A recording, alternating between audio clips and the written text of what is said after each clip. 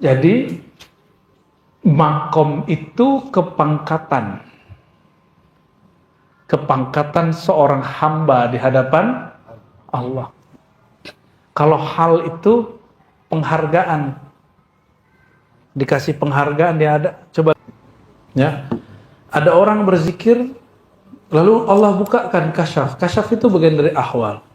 Lalu dia melihat alam-alam lain. Itu nggak bisa disengaja. Bisa nggak begitu? Bisa. Orang zikir itu dia akan mengalami kesadaran yang disadari oleh orang kalau dia lagi mimpi. Itu sebabnya orang yang berzikir dengan penuh ketenangan sampai gelombang otaknya itu lebih tenang dari orang tidur. Sayara ma ra'ahun naim. Dia akan melihat apa yang dilihat orang yang tidur. Dia sedang jaga tapi tembus bisa melihat yang dilihat orang tidur. Itulah yang disebut bermimpi dengan bertemu jaga. Ada orang mimpi ketemu Rasulullah SAW, ada yang ketemu Rasulullah SAW dalam keadaan jaga. Kenapa?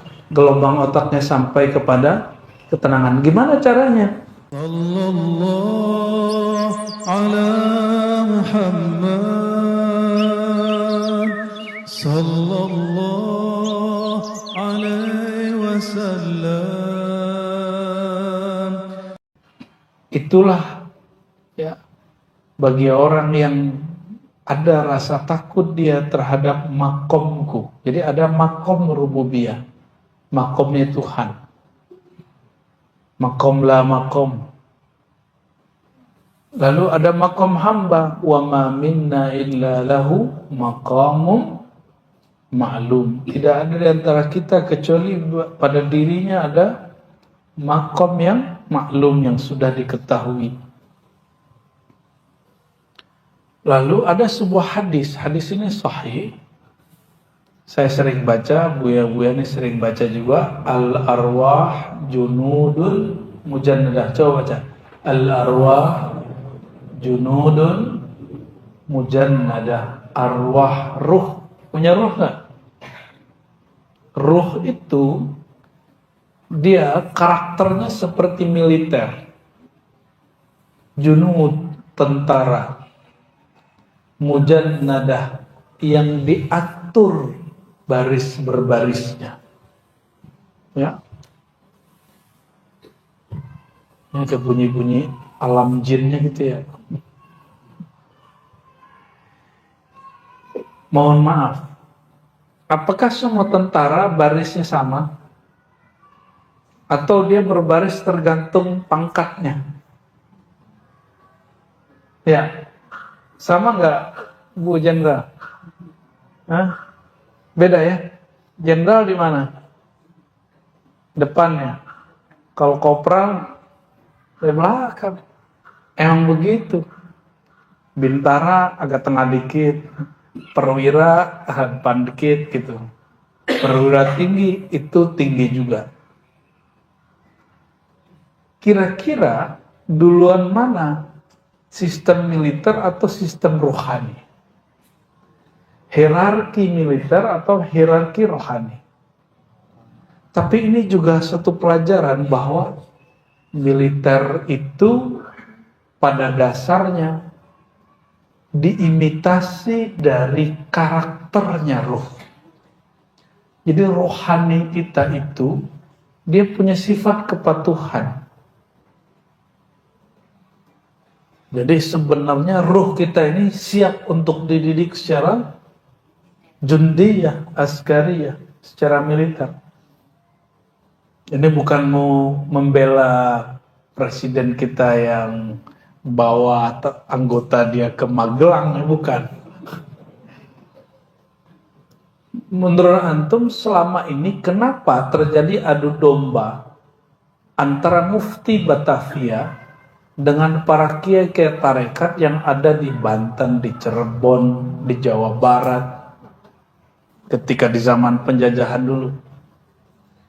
Karena pemimpin tarekat itu, murid-muridnya itu lebih disiplin dari semua tentara yang ada. Gak ada ngeluh. Kalau tentara kan siap. Belakang kita kan nggak tahu. Ya, tanya sama Bun Endang nih, suaminya kan siap dan izin gimana? Izin ngelapor gitu ya. Izin repot deh. Ya. Apakah dia di depannya begitu, di belakang begitu, kan belum tahu. Kami dulu waktu sekolah dilatih oleh tentara juga untuk baris-baris PBB. Apa kata dia? Daripada gua disuruh ke hutan, ini ke sini. Itu kalimat pertama yang bikin saya nggak mau jadi tentara. Padahal dulu cita-cita kita pengen jadi tentara. Yang kedua dia ngomong apa? Ribet. Gaji kita nggak cukup untuk menebus kalimat siap. Kata kita aneh ngomong siap. Gaji gak cukup untuk bayar itu kan. Astagfirullah. Akhirnya saya jadi ilfil sama tentara. Ternyata tentara nggak semuanya juga begitu. Ya, mohon maaf Pak tentara ya. Bu tentara dan istri-istrinya dan anggota-anggotanya. Itu yang bikin kita ilfil dulu. Kita kan ngelihat orang itu sampai ke karakternya dulu ya. Termasuk saya nggak mau jadi guru SD dulu karena kita dicubit sama guru terus cubitannya begini. Sampai sekarang saya masih ingat tuh. Lalu kita demo tuh guru supaya dia nggak jadi wali kelas kita, alhamdulillah ganti. Tapi habis itu saya nggak mau, ogah ngajar SD. Yang agak mendingan ngajar SMP Bu ya. Karena kita punya guru kita favorit, pengen aja jadi guru SMP gitu. Pas ngeliat guru pesantren, awalnya seneng, lama-lama ngeliat, kere juga ya guru pesantren. Ya, tapi ternyata yang mahal dari guru pesantren itu ikhlasnya. Ya, ikhlasnya benar. Ya, semoga guru-guru pesantren Allah berkah hidupnya, berkah keluarganya. Mereka itu nggak diperhatiin, nggak ada orang ngerapatin dia. Ya. Guru honorer demo. Mana ada guru pesantren demo? Ada nggak? Kayak gitu. Anak kita dididik, mungkin anak kita dimarahin, kok kita laporin nih ke polisi? Kecuali dia melakukan sesuatu yang asusila. Ya, itu setan nyamar jadi guru. Setan itu bisa nyamar jadi kiai juga. Makanya ada kejadian begitu kan? Kalau yang sama, bukan lagi lawan jenis, sesama jenis kadang kan. Ya kita doakan semoga mereka yang melakukan itu segera bertobatnya. Ya masuk, gak usah khawatir. Allah itu maha penerima tobatnya. Yang penting ada keinginan untuk berubah.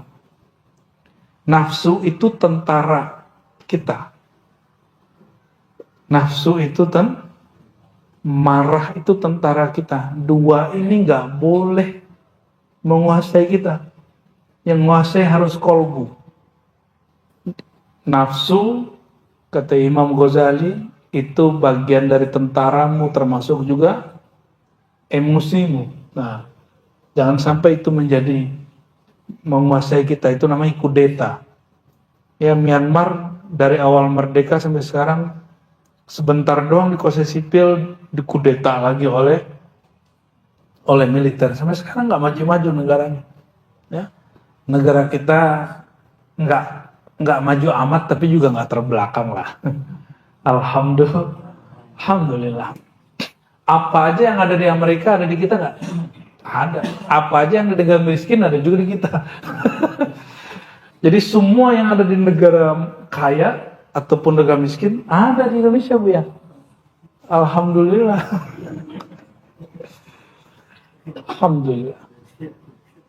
Gak sejauh-jauh ya. Antum ini hidup dengan gaji berapa, bawa duitnya ke negara jiran.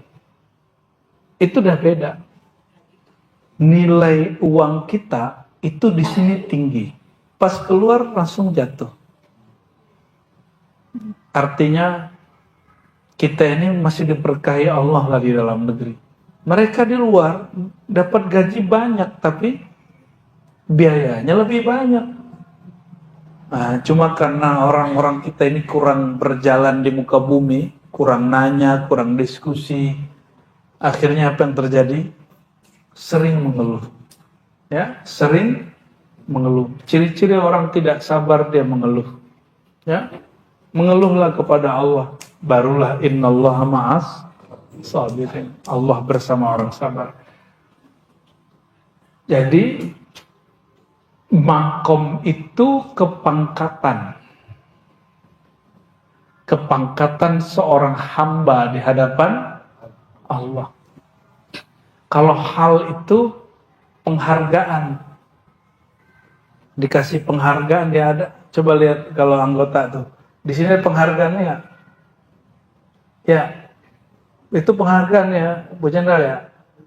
Kalau yang di sini, yang di bahu, itu pangkatnya. Nah, nanti jabatan lain lagi. Jabatan lain lagi, ya.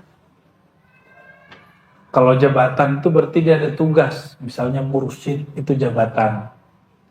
Wali kutub, bidang apa, itu jabatan. Jadi secara rohani itu juga sama. Yang asli yang sana, yang di bumi ini imitasinya. Maka setiap kali pemilu pilkada, para wali-wali didatangin oleh calon-calon wali di bumi. Wali kota, ya kan? Calon wali-wali ini galau, datangnya ke wali-wali langit. Kenapa? Yang asli, yang rohani itu, yang di bumi ini imitasi.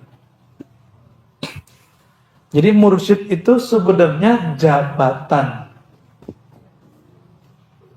Berarti ada tugasnya. Maka dia ada fasilitas. Fasilitasnya Allah yang kasih. Karena jabatan dia jabatan kerohanian yang bersambung kepada Rasulullah SAW. Rasulullah siapa yang angkat? Allah. Ya. Maka mursyid yang walian mursyidah itu yang dia diangkat oleh Allah atau Rasulullah atau malaikat.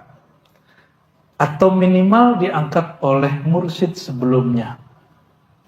Nggak ada ceritanya diangkat oleh murid. Itu bukan mursyid, tapi bullshit. Dia sudah menipu umat dan menipu Allah. Dia menipu dirinya sendiri. Makomnya bukan makom mursyid, tapi dia bergaya seperti makom mursyid. Nauzubillah, summa na'udzubillah. Bab fi ma'nal ahwal. Tadi makom. Jadi makom apa artinya tadi? Kepangkatan rohani. Kalau ahwal apa tadi? Penghargaan yang terdapat rohani. Mana yang dihitung? Kepangkatan atau penghargaan? Kepangkatan. Tapi penghargaan senang juga nggak? Senang. Oke, istamir ya. Zikir. Ada getaran, yang merasa panas, dingin itu ahwal, itu bukan makom. Jangan dicari. Apalagi pernah zikir merasa kayak melayang. Mungkin ada sebagian zikir rasanya mengambang. Ada yang zikir rasanya kayak mengecil. Itu ahwal aja. Ya. Ada orang berzikir lalu Allah bukakan kasyaf. Kasyaf itu bagian dari ahwal. Lalu dia melihat alam-alam lain, itu nggak bisa disengaja.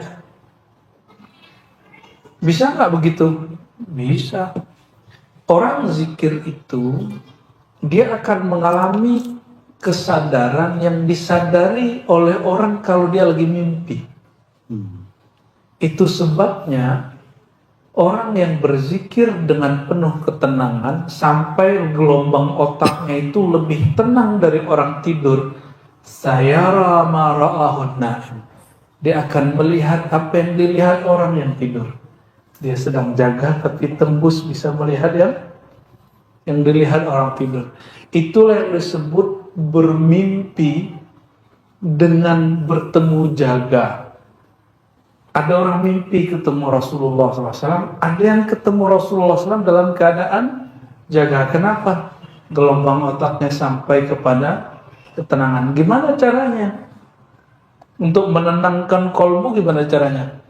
Ala bidzikrillah tatmainnul qulub. Caranya hanya satu. Makanannya kolbu, mainannya kolbu, cuma nama Allah. Coba anak-anak kalau nggak dikasih mainannya dia diem nggak? Dia nggak diem.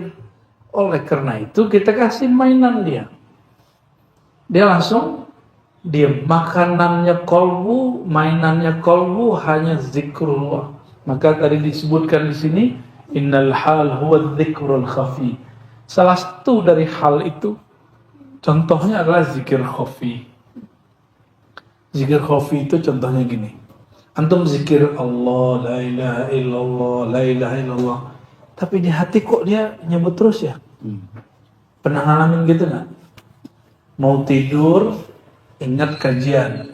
Sebut nama Allah sampai tertidur. Ternyata antum tertidurnya lama. Tapi rasanya waktu bangun, kayaknya baru zikir barusan, kok udah bangun lagi? Dan waktu bangun terasa zikir itu masih aktif.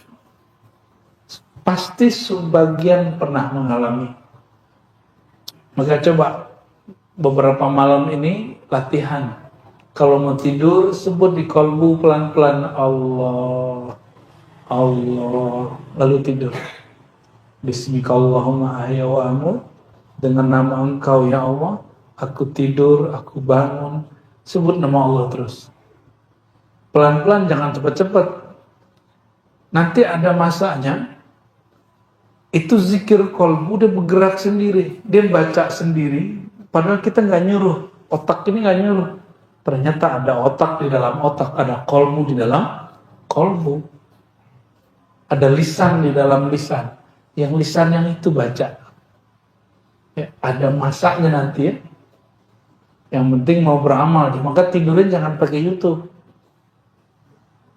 Kalau mau tidur taruh handphonenya 1 meter. Ya, lalu sebut nama Allah, Allah gitu. Wah, ini nih bin Prabowo datang.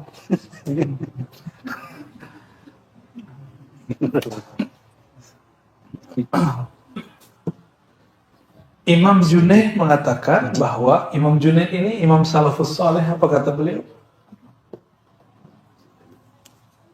Hal itu nazilatun, sesuatu yang turun. Apa yang turun? Huwallazi anzala sakinata fi qulubil mu'minin. Dialah yang menurunkan sakinah. Apa arti sakinah? Ketenangan, kedamaian, ketentraman ke dalam kolbu orang beriman. Maka hal itu suatu ketenangan yang turun ke dalam kolbu, tetapi fala tadum. Ketenangan itu tidak langgeng, tidak kontinu. Kalau kita nggak zikir, nyebut nama Allah, dia nggak tenang. Oke. Senang susah itu abadi nggak? Tidak. Berarti dia hal.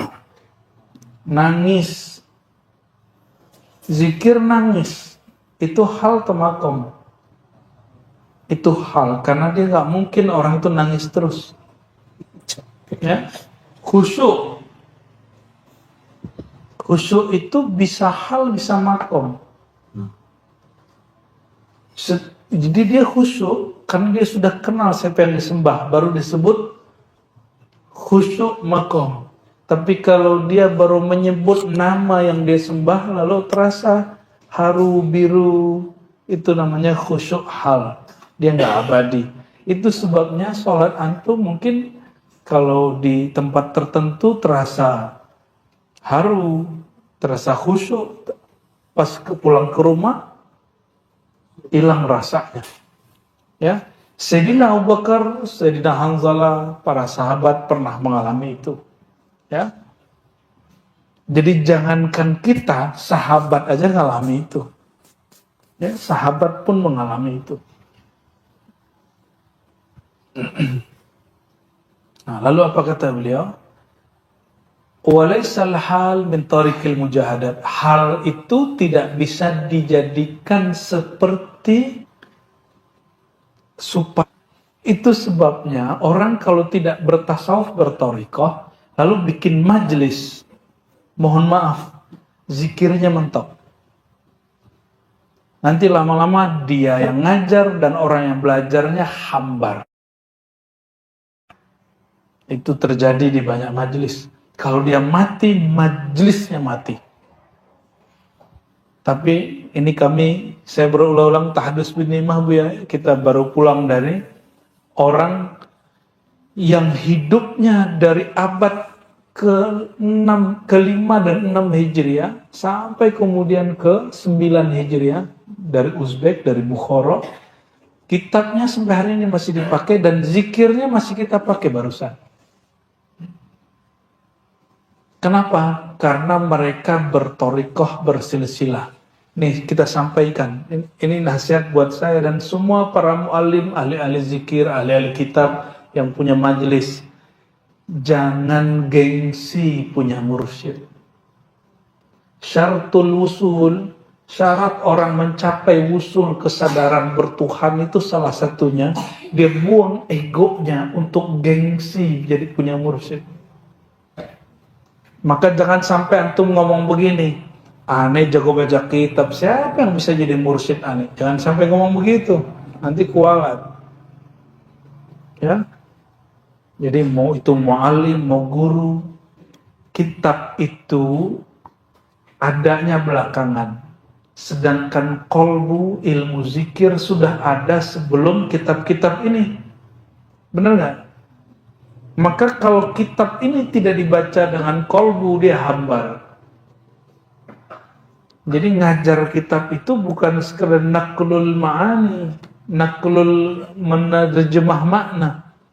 Dia juga menerjemah rasa, menerjemah makom. Itulah makanya kitab yang sama dikaji orang yang berbeda, itu rasanya beda. Ya. Saya sering kasih contoh rumah makan. Sama-sama rumah makan apa? Yang paling sering antum datang apa? Warteg apa warung Padang? Warung Padang sama-sama rendang, tapi rumah makan sederhana dengan rumah makan pagi sore beda nggak rasanya? Beda. Kok bisa beda? Namanya sama. Sama-sama zikir, tapi kok di Naqsyabandiyah lain rasa, di Qadiriyah lain rasa. Padahal mursyidnya sama, gurunya dia juga. Dari Bat Ciputat yang diajarkan Thariqat Naqsyabandiyah. Di sini Thariqat Samaniyah Qadiriyah Khalwatiyah. Zikirnya sama, tapi rasa hentakannya beda. Ya. Maka bersyukurlah kalau jadi orang tidak fanatis. Jadi makanannya nggak rewel. Saya Naqsyabandi aja, di luar nggak mau, nggak begitu. Ya, kalau dihidangkan metode lain, cara lain, nikmati. Jangan ribut. Ya. Dulu ada salah satu lembaga perkumpulan tarekat buat acara. Habis sholat yang mimpin berebut dia. Yang mimpin bukan yang mursyid yang ono-ono. Dia langsung mimpin. Marahlah mursyid yang tarekat lain. Loh kok begitu caranya? Itu tanda nafsiyahnya nggak beres. Tanda hatinya sempit, tarekat orang Badui namanya itu ya. Kita menentang orang begitu. Dan kita tidak sepakat dengan orang yang mengerdilkan ilmu tasawuf. Tarekat itu sekarang di Indonesia diakui 40, di Mesir lebih dari 100. Lebih dari 100. Dan itu masih muncul lagi. Syekh Yusri buat Syaziliyah, Siddiqiyah, Yusriyah. Syekh Ali Jum'ah seniornya buat juga Syaziliyah, Siddiqiyah, Aliyah. Buya mau buat nggak Buya? Asfiyah, Firdausiyah, Aldomiyah. Lucu bener namanya Buya.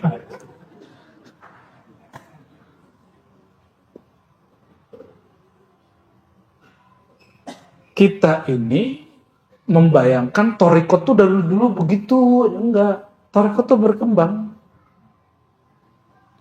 Jika mazhab yang bertahan hari ini cuma 4, orang bisa toleran. Tarekat berapa tadi di Mesir? Harusnya orang tarekat itu lebih dinamis, lebih toleran daripada orang fikih. Kenapa? Karena dia sudah biasa banyak torekoh.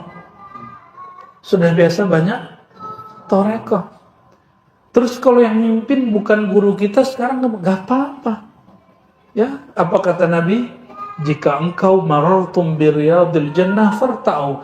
Jika kamu melewati kebun-kebun surga, kebun-kebun zikir, taman-taman zikir, halaqah-halaqah zikir, walaupun bukan torikotmu, walaupun bukan mursyidmu, farta'u, maka nikmatilah, ya, cicipilah, ikut kita nikmati. Maka saya, teman-teman, mungkin antum nanti nggak selamanya ketemu kita, mungkin udah talqin nih sebagian, atau sudah talqin di luar sana. Ketemu ada kita pindah rumah atau pindah kota, ikut aja majelis mana aja. Tapi babnya tabarruk, mengambil berkah, supaya ikut mengamalkan sunnah Nabi SAW, menghadiri, mencicipi majelis-majelis zikir, gak ada masalah. Tapi aku lakum, ya, saya sampaikan, tinggalkan majelis yang menjelek-jelekkan torikot yang lain, yang merendahkan majelis-majelis yang lain, yang menggibahkan mursyid-mursyid yang lain dengan gibah yang tidak baik. Itu majelis tidak disambangi malaikat rahmat, tidak disambangi malaikat. Kalau malaikat maut masuk biar, ya, malaikat rahmat nggak masuk. Itu orang sombong-sombong, kebakar kalimah, tapi kurang bersalawat, beradab kepada Rasulullah SAW. Oh, dia bersalawat, tapi dia cuma salawat dengan lisannya, tidak bersalawat dengan kalbunya. Na'udzubillah summa na'udzubillah. Apa kata beliau? Idza saratil muamalatu ilal qulub istarahat al jawarih. Jika hal itu tembus ke dalam kalbu, barulah beramal itu ringan. Makanya antum dengar di YouTube ijazah amalkan zikir 200 kali ba'da sholat. Kalau jumpa lain loh. Zikir pagi sore 100, 100, 100, 500. Tapi kalau jumpa sama gurunya, memandang guru yang Allah sayangi, kita dapat loh sayangnya Allah. Ya, memandang orang yang kolbunya jumpa dengan kolbu Sayyidina Muhammad SAW, yang ruhnya terhubung dengan ruh Sayyidina Muhammad SAW, Abu Ruh, maka memandangnya akan menghubungkan ruh kita dengan Rasulullah SAW. Itu yang disebut dalam hadis, beruntunglah orang yang memandangku. Jika tidak memandangku, beruntunglah orang yang memandang orang memandangku. Terus gak sanggup, gak bisa memandang orang yang memandang setelah sampai kiamat. Semoga majelis ini termasuk begitu. Amin rabbal alamin, ya. Nah, itu bagian dari hal. Makanya mungkin ada yang bertanya, kok waktu awal talqin zikir tuh bikin getar ya? Getar zikir itu hal, bukan maqam. Kok saya coba lagi nggak bisa ya? Emang nggak bisa diulang. Itu hanya terjadi sekali seumur hidup. Kalau besok ada getaran, itu getarannya sudah beda. Jika ada hunjamannya sudah beda. Jika ada rasa sejuk, ada sensasi, dia rasanya sudah beda. Rasanya pasti berbeda. Waktu kecil asik gak? Makan, minum, main, asik ya? Mau balik gak? Mau balik gak ke masa kecil? Ya, kalau dulu talqin zikir enak, mau balik ke situ lagi? Nih coba cek. Tanda antum talqin zikirnya beres, mulai sadar, oh sholatku gak khusyuk ya. Maka ketika sholat dia nanya mulu, gimana cara sholat khusyuk, Padahal sebelum dia talqin, dia tidak pernah mempertanyakan cara sholat khusyuk. Kenapa? Halnya sedang Allah cabut. Halnya sedang Allah cabut. Ya. Allahumma sholli ala sayyidina Muhammad.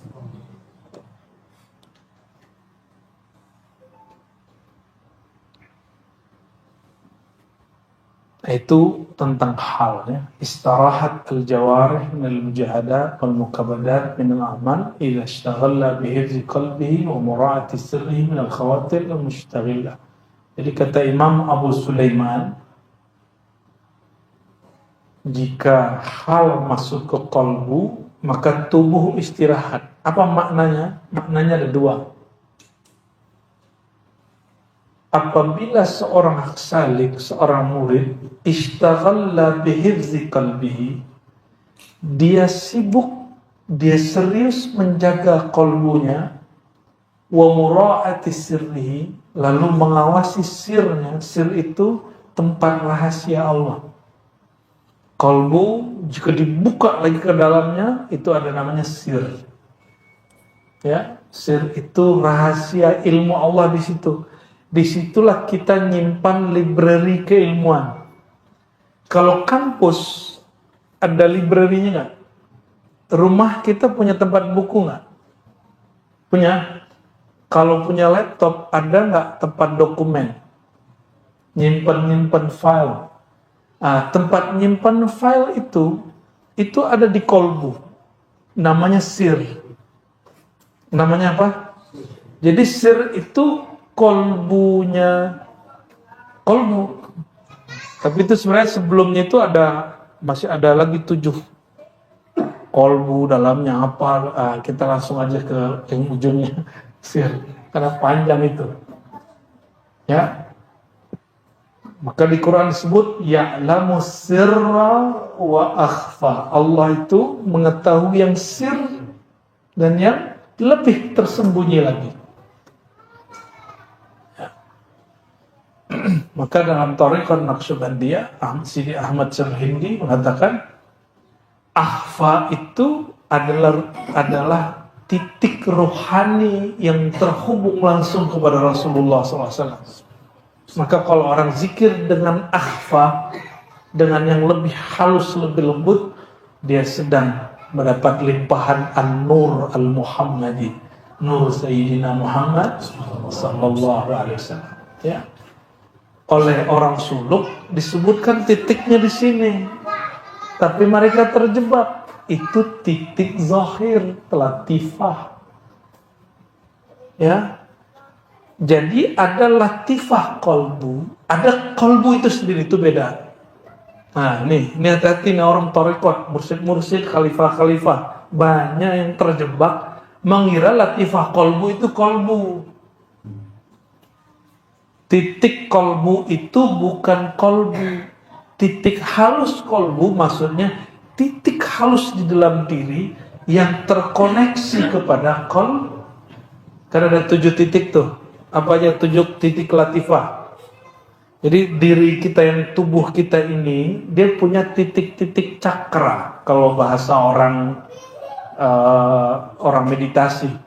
Di dalam Islam, dalam thariqah disebut latifah.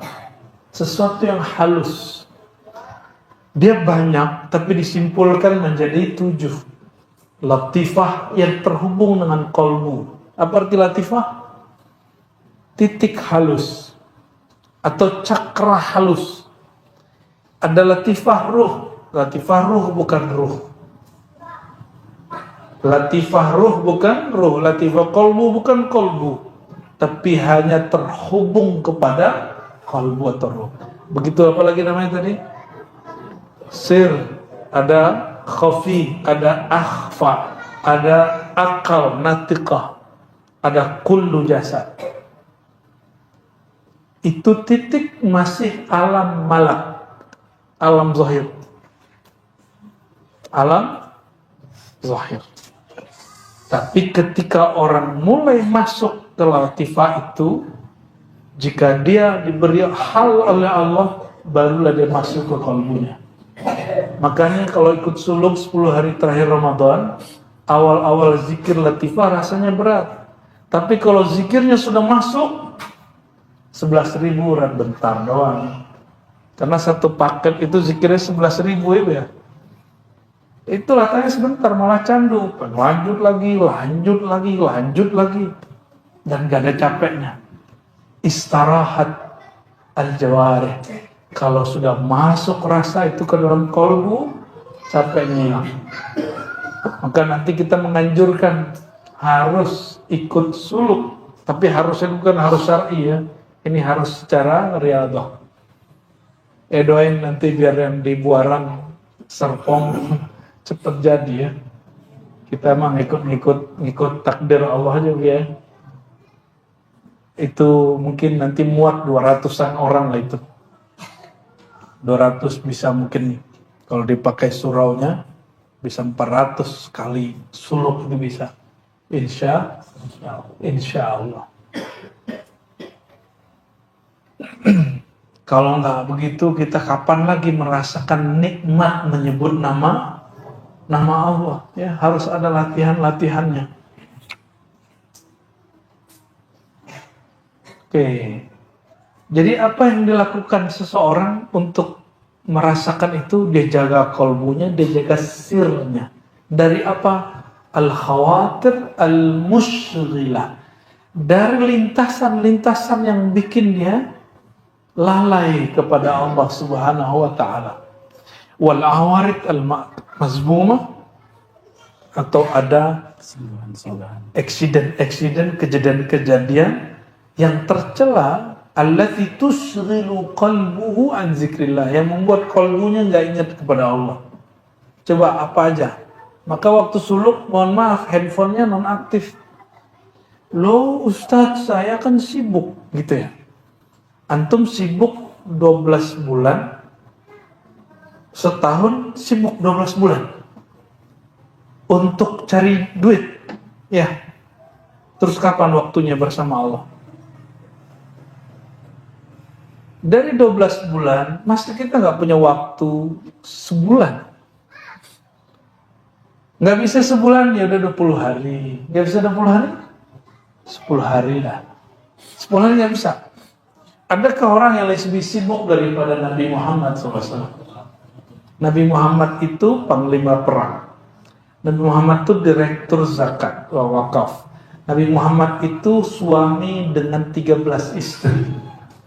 Nabi Muhammad itu seorang guru dengan jadwal setiap hari yang gak pernah berhenti dan gak ada liburnya. Nabi Muhammad SAW itu setiap hari mesti menerima waktu untuk dikunjungi malaikat. Nabi Muhammad SAW setiap hari mesti menerima salam dari pohon, salam dari batu, salam dari onta, semuanya. Setiap hari ada delegasi dari luar negeri datang. Ada orang yang lebih sibuk dari Nabi Muhammad SAW? Ada antum yang lebih sibuk? Nggak ada. Kita ini sok sibuk semua. Ternyata sibuk main handphone. Ya. Dulu kita hidup nggak pakai handphone, biasa-biasa aja tuh. Nggak ada WA, biasa aja. Coba hidup 10 hari setahun tidak megang handphone. Bisa? Mau coba nggak? Rasakan nanti hidupnya nyaman. Ya, nanti candu. Nikmat. Kenapa? Lihat nggak? Kalau ada pesan masuk, ada yang lewat, sinyalnya lewat. Mata kita nggak bisa lihat, tapi ini masih alam zahir loh. Di alam zahir, orang bisa kirim pesan dan pesannya gaib masuk ke dalam handphone kita. Berarti antum bisa nggak ngirim sesuatu lewat pikiran? Bisa. Lewat kolbu lebih bisa lagi, lewat sir lebih cepat lagi. Maka Nabi SAW mengatakan, orang yang baca salam kepadaku, aku balas. Ruhnya balas. Ya, masuk kalah sama handphone. Masalahnya handphone tuh dia ada baterainya, ada pulsanya, ada sinyalnya. Antum punya kepalanya, punya baterainya, tapi nggak punya chipnya. belum ditalkinkan, belum diaktifkan. Punya chipnya tapi nggak diaktifkan. Ya kalau nggak punya ya dekat-dekat wifi lah. Hotspot. Ya supaya bisa ngirim ya. Bener nggak? Bisa nonton di handphone, lebih canggih handphone tuh kolbu kita juga bisa nonton loh. Nonton diri sendiri. Kadang Allah perjalankan ke masa lalu, kadang Allah perjalankan ke masa depan. Itu kalau lagi rezeki, tapi itu bagian dari ahwal. Makomnya bukan itu. Nah, banyak orang keliru dikira belajar tarekat mau kasyaf. Tarekat itu didik makomat, bukan mendidik ahwal, ya. Maka Ibnu Athaillah Sekandari mengatakan jika engkau lagi riyadhah, lagi zikir, lalu mengalami ini, itu, melihat ini, itu, jangan berhenti. Ya, terus zikir dan tidak usah hiraukan apa yang bisikan-bisikan itu. Ya, maka kita pastiin orang yang nggak punya mursyid, dia akan mengikuti bisikan-bisikan. Disitulah mulai tergelincir. Ya. Banyak orang selama pandemi nonton YouTube lalu ngamalin zikir tanpa mursyid, sekarang sudah jadi Imam Mahdi. Cepat kali jadi Imam Mahdinya. Ya.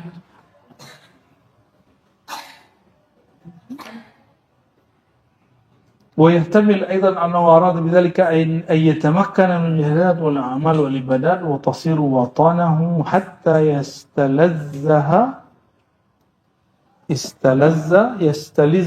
يستلذها بقلبه ويجد حلاوتها ويسكن عنه التعب ووجود الألم الذي كان يجد قبل ذلك.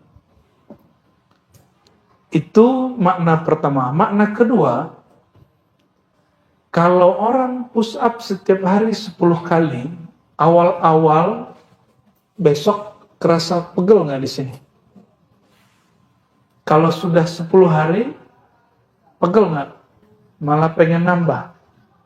Ya, kebentuk nggak ototnya? Merasa capek nggak dia dengan 10? Dia baru capek kalau 20.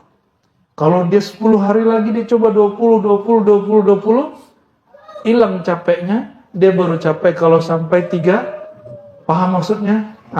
Mursyid tarekat tugasnya ini. Guru-guru tarekat, guru-guru tasawuf, guru-guru sekolah, guru-guru ngaji, tugasnya ini. Tergantung bidangnya. Jadi si murid dipush, dididik terus. Mau pegel, mau ngantuk-ngantuk, ya dibuat disiplin. Nah, ini tugas seorang murabbi, seorang mursyid. Kalau belum pernah dia mengalami itu, dia tidak akan pernah bisa membimbing orang. Itulah asal-asalnya ijma' ulama tasawuf, wali majzub tidak boleh jadi mursyid. Kenapa wali majzub tidak boleh jadi mursyid? Dia tidak ngalamin proses suluk, proses riyadhah dan maqamat. Dia langsung Allah tarik, dilempar masuk ke ujung. Dia nggak tahu proses. Padahal orang kayak dia mungkin 1 dari 1000 orang, bahkan mungkin 1 dari 100.000. Maka wali majzub tu'tabar maqalatuhu, ya, kalamnya diiktibarkan, wa isyaratuhu, dan isyaratnya dipertimbangkan, tetapi tidak dapat dijadikan hujjah, tidak dapat dijadikan sebagai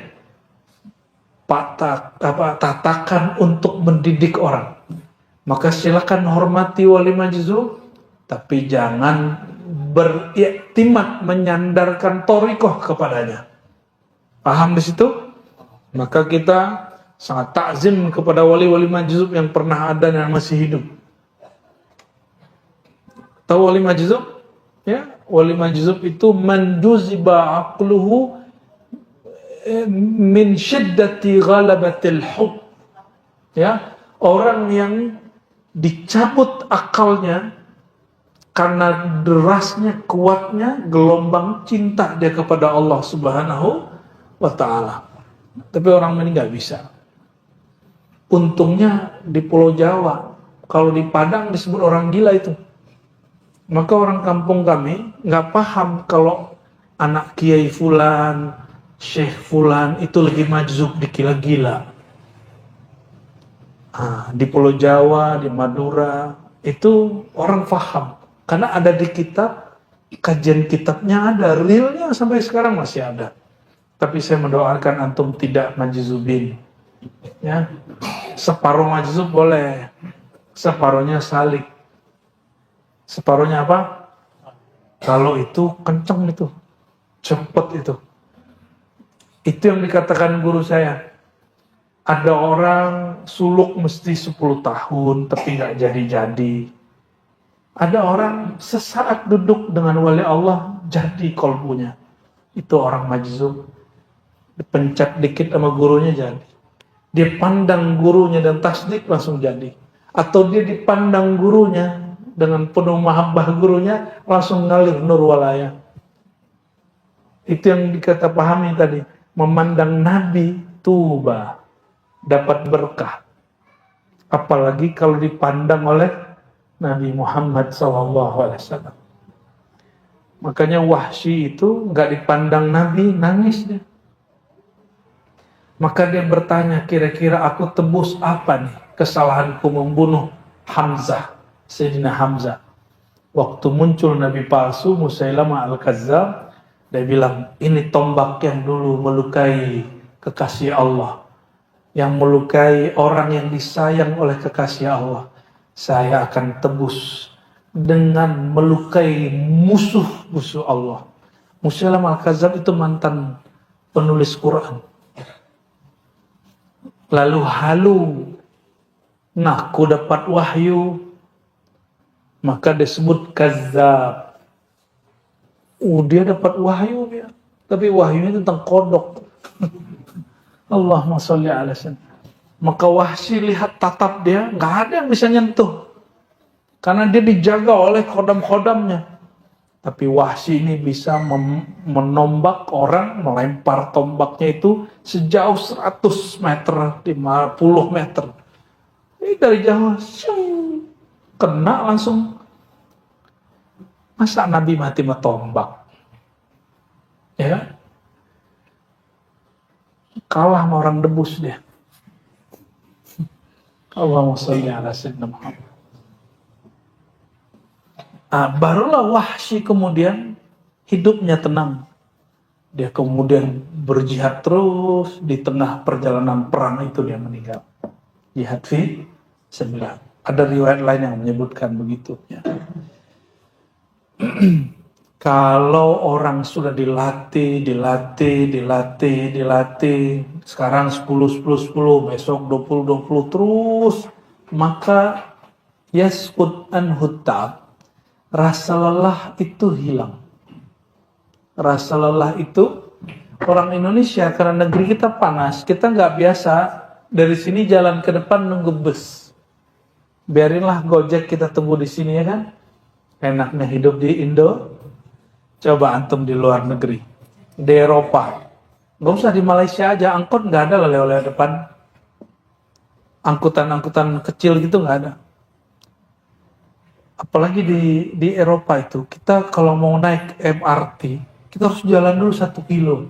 Cuma kan nggak panas, ya. Kalau kita langsung apa namanya, buruket apa? Allahumma sholli ala Muhammad.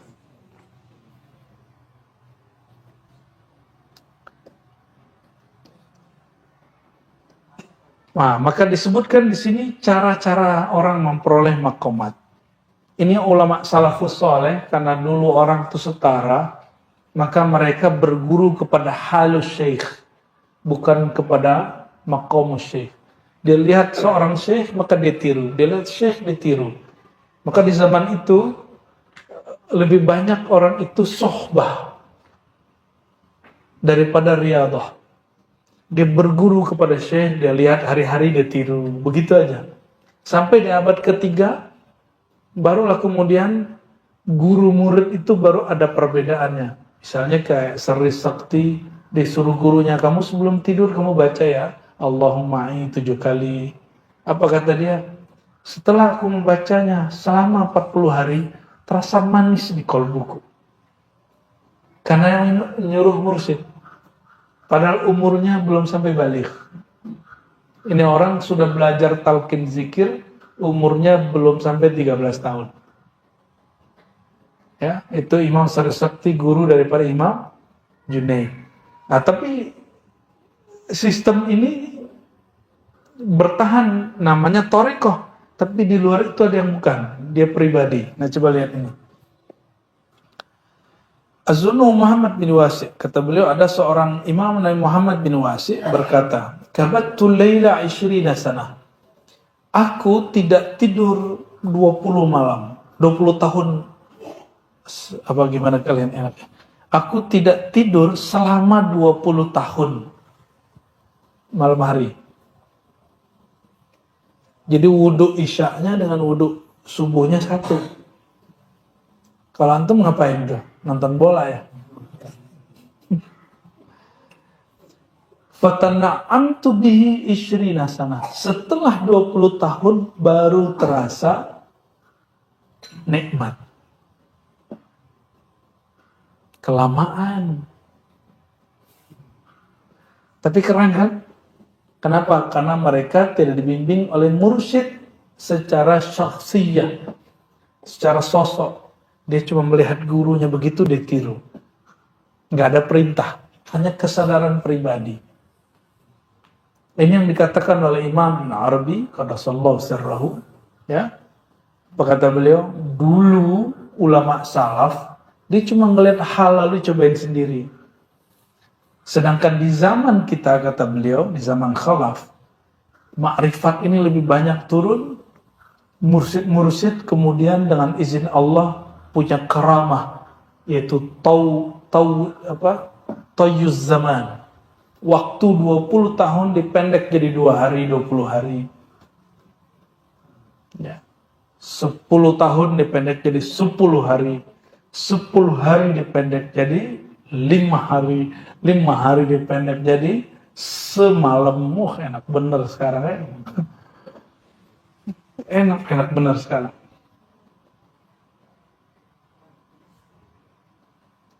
Ada imam namanya Malik bin Dinar, imam salafus salih. Apa katanya? Madaghtul Quran 20 sanah. Summa tana'amtu bitilawati 20 sanah.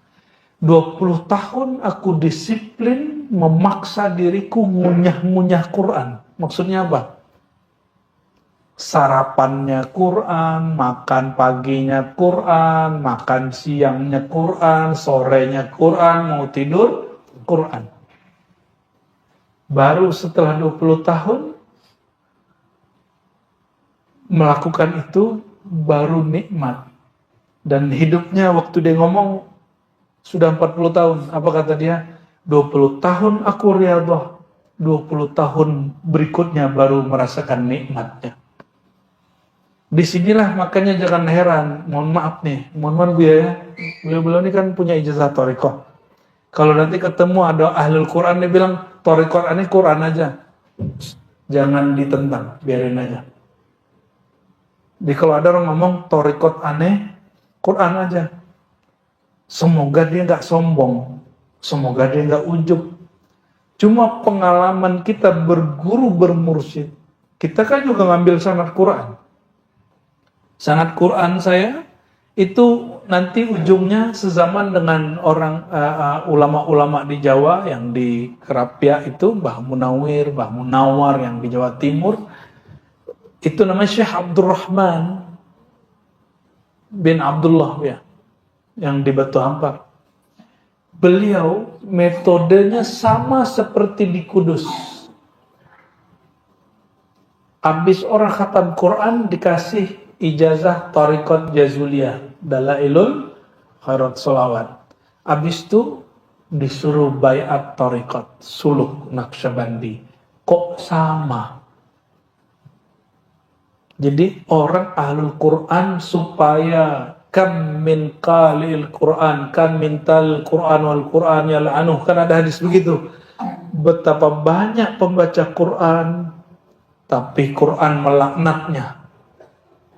Supaya nggak begitu gimana? Dia harus tembus sampai ke dada. Yang Quran melaknatnya itu kelompok Khawarij atau orang-orang yang ria. Dia baca Quran cuma pakai otaknya doang, pakai suarain doang, nggak tembus sampai ke dadanya. Nauzubillah, summa nauzubillah.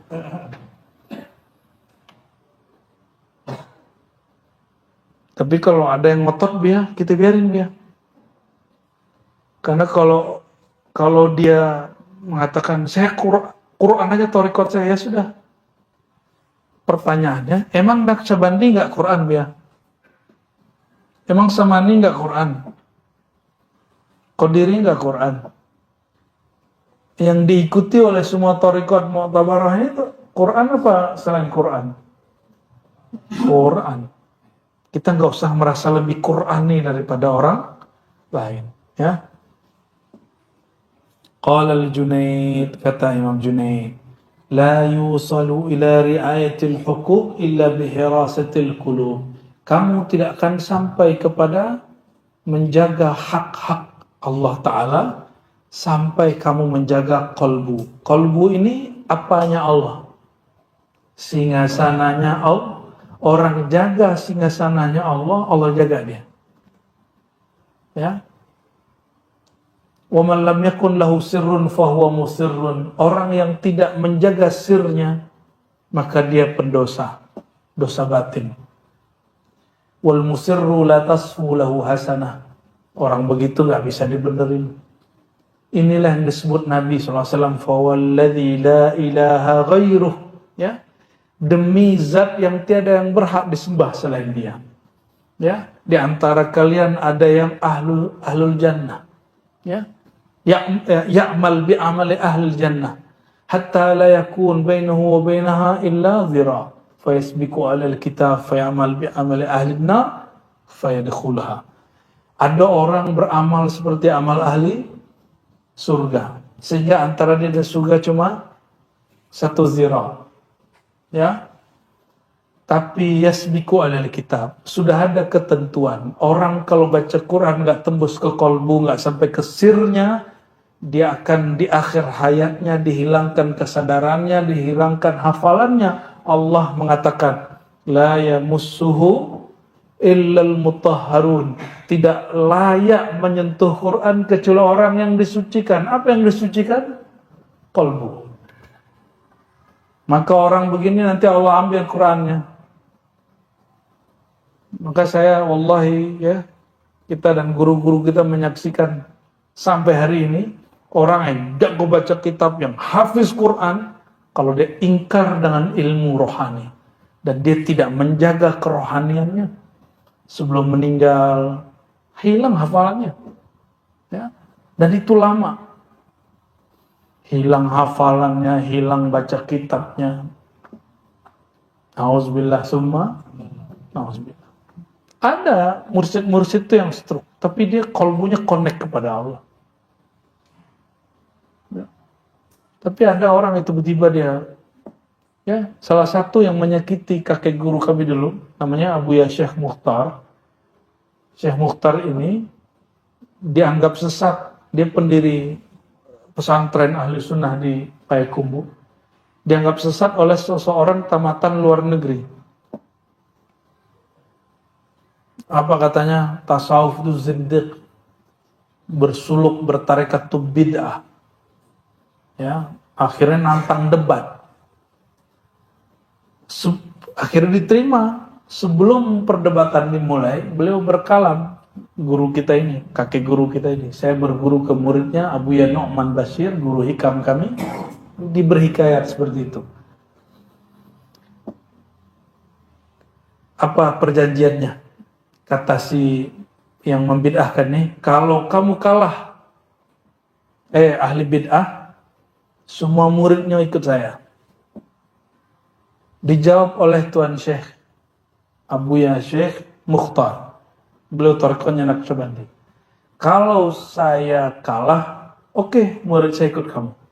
Tapi kalau kamu kalah, kamu gak usah ikut saya. Gak butuh dia. Dan ternyata dia kalah. Ya. Guru kami nggak cerita detail debatnya apa, tapi ada pertanyaan orang ini nggak bisa jawab sampai beberapa kali. Akhirnya dia orang yang membid'ahkan ini kalah. Tapi dia tidak berhenti dari memfitnah Tuan Syekh. 6 bulan sebelum wafat, itu nggak pakai celana masuk ke pasar. 6 bulan sebelum Allah cabut kesadarannya. Lari-lari, jalan-jalan, ngomong-ngomong sendiri. Tapi masih baca kitab, mana kan? Haram, bid'ah gitu. Na'udzubillah, summa na'udzubillah. Yang Allah pandang itu hafalan atau qalbu. Maka al-hafiz al-haqiqi man hafizul qalbah wa sirrah. Hafiz yang sebenarnya yang menjaga kalam Allah yang masuk ke kalbunya. Syukur-syukur dia gabung antara kalam itu dengan kalam yang ada di mushaf. Itu sempurna namanya. Ya. Orang nggak akan mendapat makna sir Quran kalau kalbunya tidak menjaga kalam Allah yang masuk ke situ. Mau nggak kalbunya bisa paham Quran yang tersirat?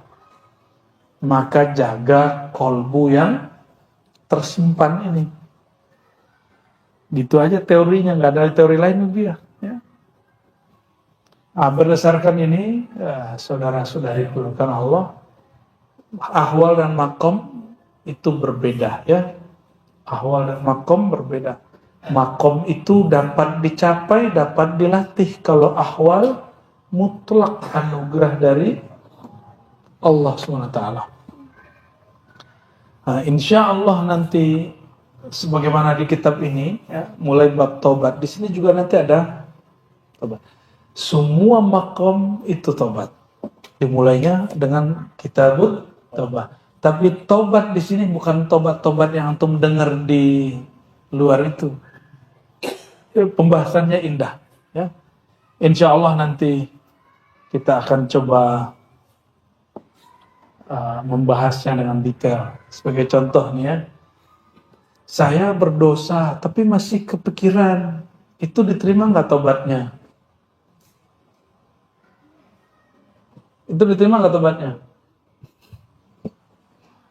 Saya berdosa terus lupa dan merasa nggak berdosa lagi, diterima nggak tobat begitu?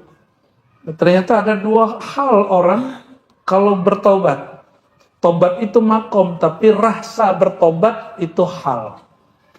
Apa rasanya? Kepikiran, menghantui dosanya, menghantui, atau dia move on. Itu hal orang bertobat. Itu dibahas di sini nanti. Nanti kita akan tambah paham kondisi diri kita sendiri nanti. Ya. Oke, masih kuat? Ya, salawat dulu. Allahumma salli ala sayyidina Muhammad wa sallam.